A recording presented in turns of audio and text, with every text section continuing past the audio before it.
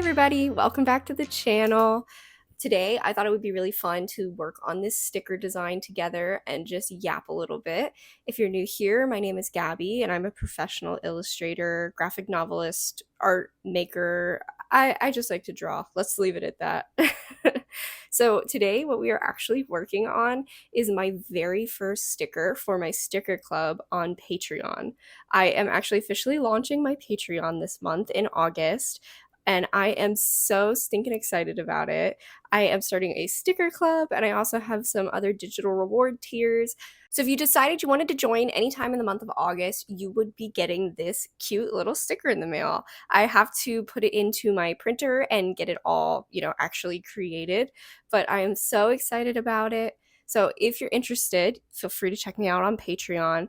But I just want to make sure that you guys know that it's absolutely not necessary. If you'd like to support me, I would love to have you. But I also want to acknowledge that Patreon is like a huge luxury. And yeah, there's no pressure to join. I just want everybody to feel included, and even if you're just chilling along with this video, that means the world to me. So yeah. So I always get asked about my supplies in these videos. I am using Procreate on an iPad Pro, and the pen that I'm using is actually the 6B pencil. It's one of the most basic pencils on there. I think if you just go to the sketching section, it's under there. It is, hot take, the best one on Procreate. It's my absolute favorite, and I use it for everything. So if you're ever wondering what brush I'm using in Procreate, it's probably the 6B pencil. So this week, I am trying to have a more structured conversation planned for the video. I feel like every time I do a drawing video, it's just like, hi guys, how are you? I'm doing good, which is great. I love talking to you guys, and I love hearing how you're doing, and I love talking about how I'm doing, apparently. Love to yap. But I just thought it would be nice to have a little more direction. So when I started this channel, I actually made a big list of video ideas. So I just kind of grabbed one and thought we could talk a little bit about it. I hope that's interesting to you.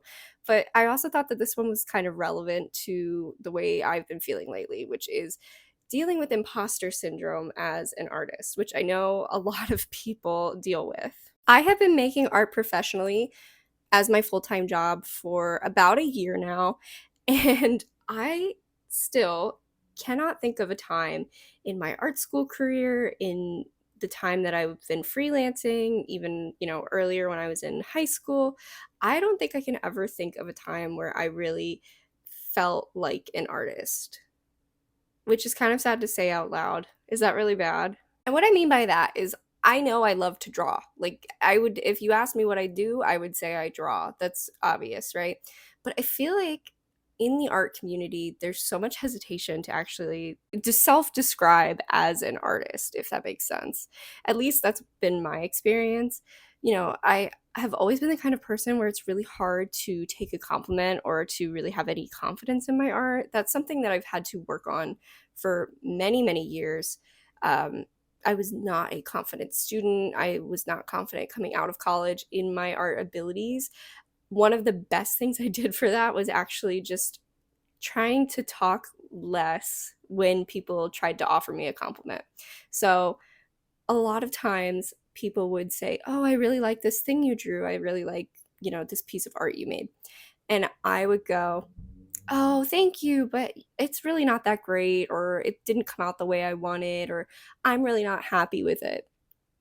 Which is fine. That's how I was feeling. I was kind of just like word vomiting all over whoever was standing in front of me, projecting all of this insecurity, which was authentically how I was feeling, but it's not helpful. And then it makes that person feel weird for offering you a compliment.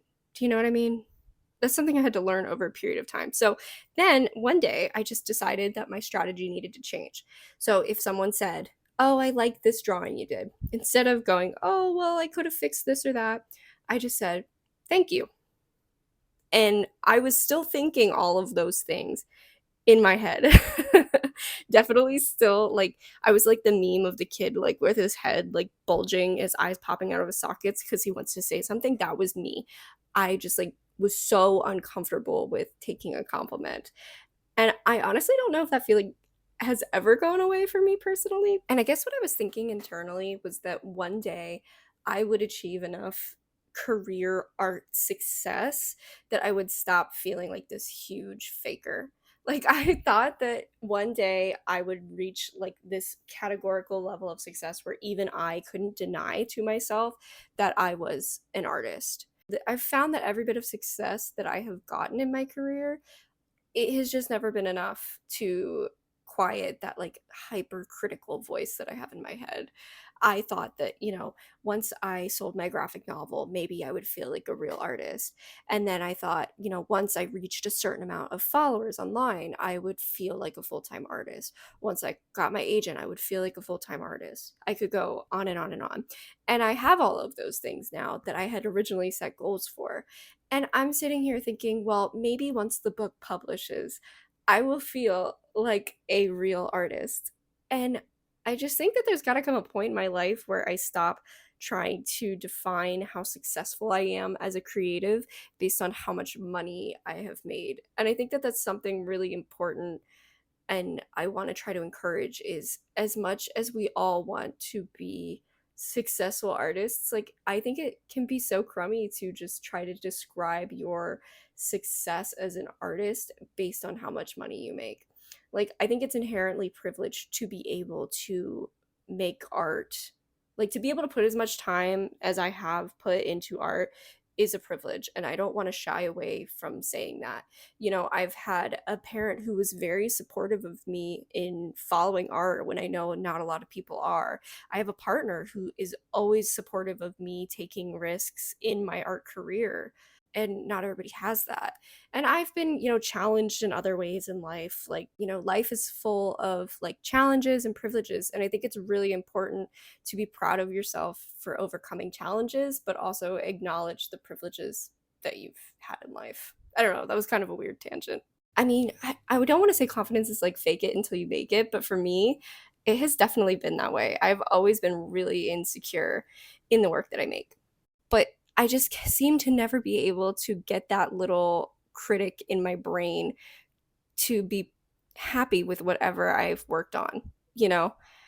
And I feel that a lot going into launching a Patreon. And like I said before, there's no pressure for anybody to join, but I sit here and I go, "Oh, well, probably nobody will join," and that's okay. But I'm always constantly planning for like the worst outcome. And I don't know if that's necessarily healthy for me. So, for example, when I was sending out my submission for the graphic novel, I was fully convinced that I would not sell it. Like, I had fully convinced myself that it was not going to sell. Now, I don't know necessarily how logical that was, but I feel like it was just a way of protecting myself from that feeling of rejection. And I've done that my whole life. Like, for example, when I was applying to art school as a teenager, I was fully convinced that I was not going to get accepted anywhere. I had fully convinced myself that there was no chance that any school would take me. That way, if and when I get rejected from something, because I mean, rejection is a part of life, that it's normal. When I get rejected from something, I am trying to protect myself, I guess, from feeling that disappointment. If I've already made myself feel it and I've already disappointed myself in my head, I guess, I find it easier to handle the rejection. And then I figure, oh, well, if I do get it, then at least I'll just be pleasantly surprised. But that is hard. I do feel like that puts a dent in my internal confidence to the point where when I actually do get offered things, I have beaten myself down so much that I'm confused as to why I got it. And I don't know. I don't know if that's really an issue that will ever go away. I feel like I have constantly been doing this thing where I tear myself down and because I'm trying to protect myself from some type of feeling of rejection. And I think that it's not healthy. And so I do think it's something that I'm trying to change in the future. Like, I really need to sit with myself. I obviously don't want to be conceited or, I think it's important to be very humble in the art world because there is always somebody out there making better art than you, or at least that's the way I like to think about it. There's always somebody out there who is making art better than me, and I know that. And I feel like the second that I were to get cocky, it would really, I don't know, I just don't think I would like that person. which I think is another reason that I internally shoot myself down like this. But I think I need to reconcile that there is a difference between being humble and being happy with your work. Because at the end of the day, I am really happy with my work. I'm very happy with what I do. And I'm really excited that I get to get up every day and make silly little stickers and illustrate a children's graphic novel as my job. Like, that's crazy. I think it's important. I think it's important to talk about. And like another way that this plays into my life is I'm working on a really big video for this channel. I'm hoping to have it out this month or maybe next month, but it's kind of longer and more scripted than my regular videos where I'm talking about how I went from I think like 6,000 to 28,000 followers on Instagram over the course of a couple months. And I just kind of wanted to share the experience of that. And I didn't want to do it in like, oh, this is how I did it, because the real answer of how I did it is not very glamorous. And it's not like really actionable for anybody to follow. But I just sort of wanted to talk about like the give and take of like being an artist on social media because you love it, or being an artist on social media because you get sort of addicted to that validation of being an artist online.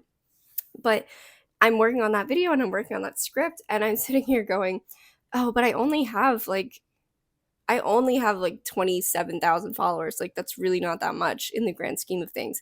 And it kind of sucks because in doing that, I feel like I'm invalidating the work that I've done. And I know for so many people, 27,000 followers is a lot. And a year ago, to me, 27,000 followers was a shit ton of people. And I still sometimes need to sit back and think like, if I put 27,000 people in a room, I would be blown away by how many people that is. And I just feel like it's so hard to put a number to like the value of that. And I think sometimes I really need to sit back and like be proud of myself and the work that I've done. I am so pleased with the way this sticker came out. I wanted the colors to feel just like super hot and summery and like baked by the sun. And I do think I really accomplished that. And I am just so excited to be making silly little guys every month and getting to make them from my tablet to sticker every single month. That's honestly, yeah, starting my Patreon was kind of selfish. I really did just want to design more stickers. Yeah, I hope that you guys are doing well. Let me know if you have any thoughts about what we talked about today, and I will catch you in my next video. So take care, guys. Bye.